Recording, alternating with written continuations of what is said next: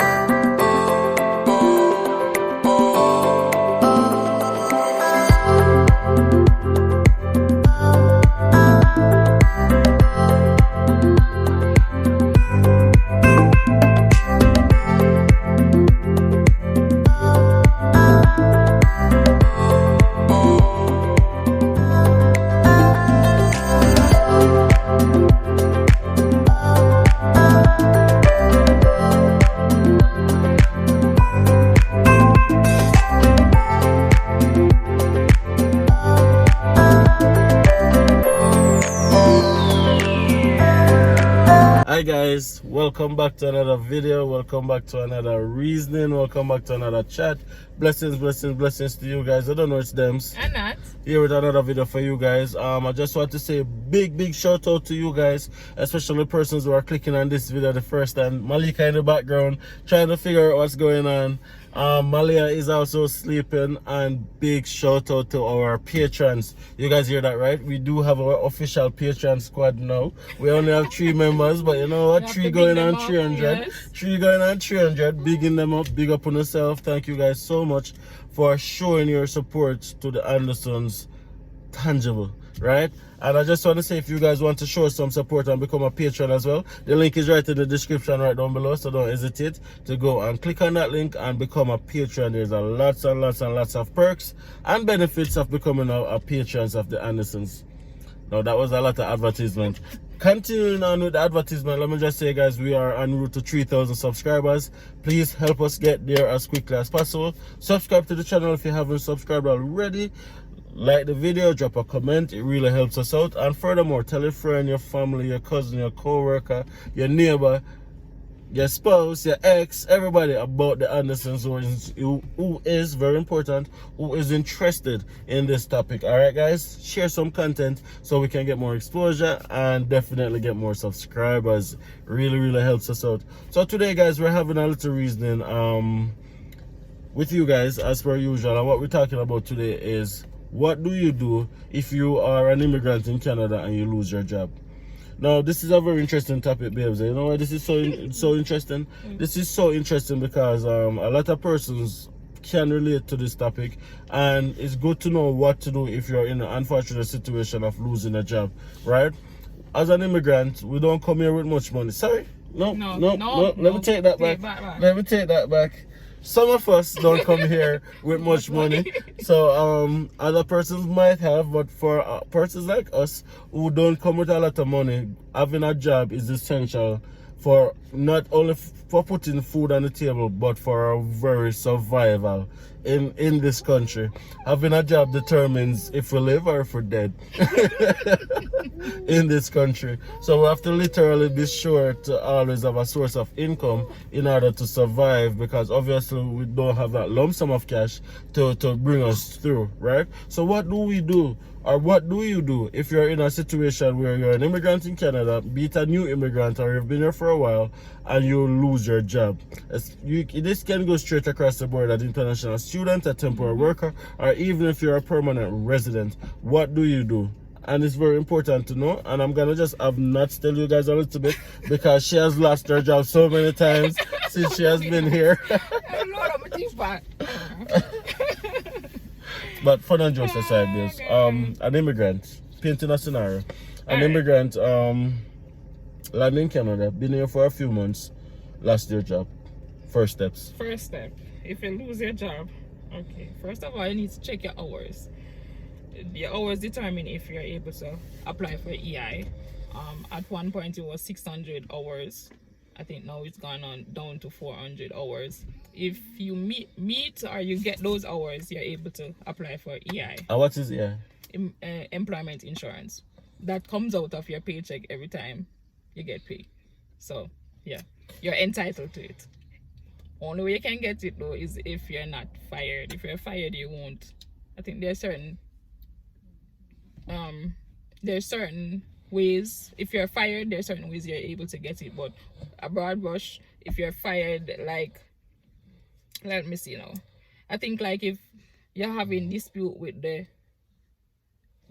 employer, there's certain aspect where you, if you're fired, you can get it. But ultimately, try not to get fired. Try not to get fired. If you lose a job because you have been laid off, you can get EI. Now, as Nat said, EI is like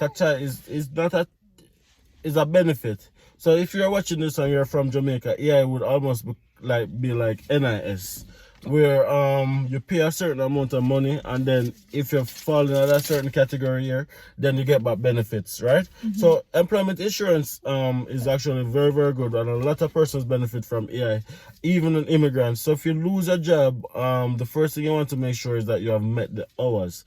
You said 400 hours? Right now, at one point it was 6. Okay, I think somewhere between 6 to 400 hours is the amount of hours, minimum hours that you have to meet in order to be qualified for employment insurance.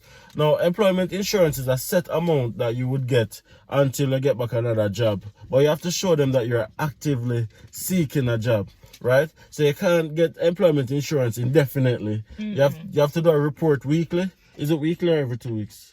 Every 2 weeks. You have to do a report every 2 weeks that shows that you're actively seeking for a job, right? And I think the amount that you get for EI is an average of the maximum is, I think it's $500 and something per week.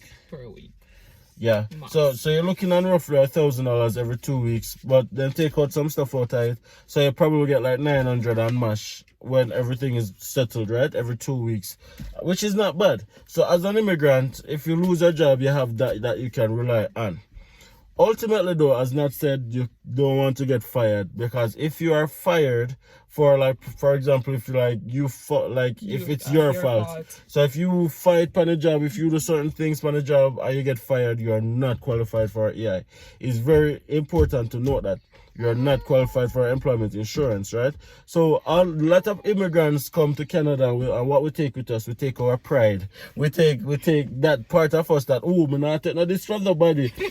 No boss can't talk to me certain way, right? And we take it here, and we go into the workplace and we have the same attitude, and as soon as something happens, then we throw a tantrum and we throw a fit, and then we end up get fired. And some places, remember that some places they can't get employment that easily. So if you're fired, I don't know. Exactly. So ultimately, not to say that you're going to be taking disrespect from anyone, but you have to learn how to be tolerable.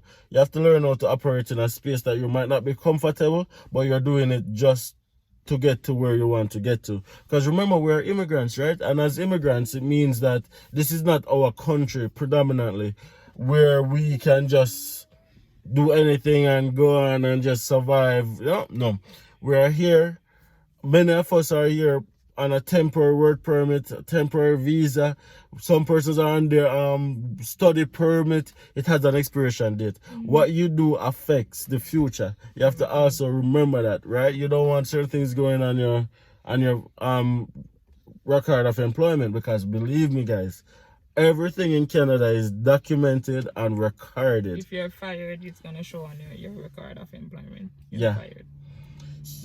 What's up? Repeat that. A little louder for persons in the back. If you're fired, it will be placed on your record of employment that you were fired.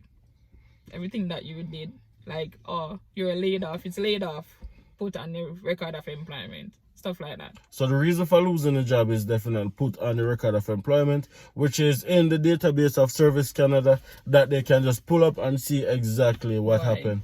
So you have to be mindful that whatever you do affects you now or in the future. So you want to definitely be more tolerable when it comes down to that. Now, what if you are here, you start working, you don't meet the hours, and then you've been laid off. There's places, alright, I can speak for Prairie. There's places, it's not like agency like with the government that will help you to find a job. Yeah. Like what the place You have the new immigrant centers. You have a lot of new immigrant they point centers. in the right direction. Yeah, they help you do your resumes, they help you like look for other jobs and stuff like that. So in other words, if you have not met the hours, the only thing you have to do is to try and get another job as quickly as possible, because unless you have met the hours, you are not going to be getting employment insurance. And of course, that can be a very stressful time for new immigrants, especially when you came to Canada broke. Right? So you want to definitely make sure that you are looking at another job as quickly as possible, and just be willing to do any job if that's the situation if you you're want to finding survive, yourself find in. there's jobs. Yeah. Walk. If you're in a location or somewhere, a city or a town where you don't see jobs readily available, look it. Volunteer. If you even volunteer your service for a little while, most likely it will turn into a job opportunity. Do that.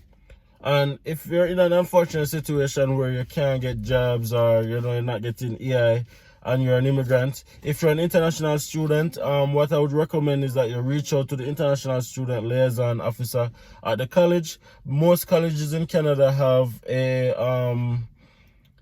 what would I call it? A service that they provide assistance for international students who and their families who are in difficult situations in terms of you lost a job, they're not having a source of income, and you can get groceries from the college. So some colleges actually give you like gift cards to get groceries and stuff like that. And it's usually unanimous. Now, I can't talk about every college in Canada because I've not been there, but I can talk about the college that I went, and I can tell you that there's a lot of services that's there that for international students or in these kind of situations, you can definitely get assistance for groceries and stuff like that, right? So that's also an option that you can consider. You don't have to consider robbing a bank or anything. If you're not in school and you are like a worker or a PR, not on a study permit and you're not in a college, you can check out like your local food bank. You can get groceries from them. You have a lot of other organizations, like in Alberta, you have the Friendship Center, which is in Grand Prairie as well, that if it is that you need clothing and stuff like that, the Friendship Center is there. You can get clothes. You have the food bank, you can get food, and there's just a lot of other services that is available. Alberta Works is also one that can help you pay your rent for a few months until you get a job. So there's just tons of other services that you can benefit from. All you have to do is to just look around, right? Now, as I said before, most of us take our pride when we come to Canada, but when you're in a new country, you can't take any pride, because surviving is the key, surviving is the goal. And even though you might be in a difficult situation now, it's temporary, because you are here for a reason. It means that the opportunities She's talking. It means that the opportunities and the potential is great. So even though you might be in a difficult situation, you don't want to give up just because of that. So put a pride aside and just do what you have to do to survive. If it's food bank, it's food bank. If it's Friendship Center, it's Friendship Center. Well, go into Alberta Works and say, hey, you know what? I lost my job. I can't pay my rent. What can I do for get some assistance? If you have kids, you have services that can give you diapers for free. For your kids, all right? As a temporary resident, you can get like free diapers, boxes of diapers, by the way, not one or two diapers. Boxes of diapers for free for your kids, and you can reach out to even your kids' school, and they can provide like food for your children, clothing for your kids, and stuff like that. So that's one of the good things about Canada. There's always resources to help persons who are in difficult situations. But as immigrants, we're usually very prideful and we're not going to look no food bank food. Sorry for the persons who don't understand Jamaican dialect. But pretty much immigrants are very prideful, and we usually believe that we can do it on our own until it's too late, right? There's no shame in asking for help, right? Now, there's a saying, asking for help is not a sign of weakness, but asking for help is a sign of strength. So immigrants should adapt that by adapting it to their personal selves and not being afraid to ask for help. we're in a new country. We uproot our life. We gave up every single thing that we knew, all our assets, all our socialization of every single thing. We are now in a new country that many of us haven't even been to before. We don't know what to expect. So if you're in a difficult situation, just seek help. Talk to other immigrants as well, because oftentimes other immigrants have been through the very same thing and that you are going through, and can point you in the right direction and say, hey, this is what I did and that is what I did. But don't keep it to yourself. Be a part of a community. Go out, meet people, find your community, and then you'll see that there's tons of resources that's out there for you. Right? Yeah, don't come and be in a shell. You have to come and you have to go out and you have to meet your community, because Canada is one of those places that you need the community in order to survive, right? You can't be by yourself. You're not going to make it on your own. There's not a single person who have gotten to anywhere that they've gotten without the help of someone else. So as an immigrant, the first thing you want to do is to make sure that you're connecting with your community. Right? So it can be persons from your culture, or it can just be general persons who are from where you are, right? You want to connect with persons who are from your culture, but you also want to be open-minded about other cultures and about other persons as well, right? So, yeah, I think that's enough. I think you're not supposed to be in a place where things are difficult right now after watching this video and your mental health is being drained. Get up and go look the resources to help you. If it's finding another job, if it's getting AI, if it's even depending on government assistance for a little bit. Listen, guys, do what you have to do, right? Nobody make your mental health become drained just because of a temporary situation. Anyways, thank you guys so much for staying tuned to the little reasoning. Not look tired, even though it's in the morning. I don't know what's going on. Make sure that you subscribe to this channel. Check out our Patreon link right in the description right down below, and drop a comment.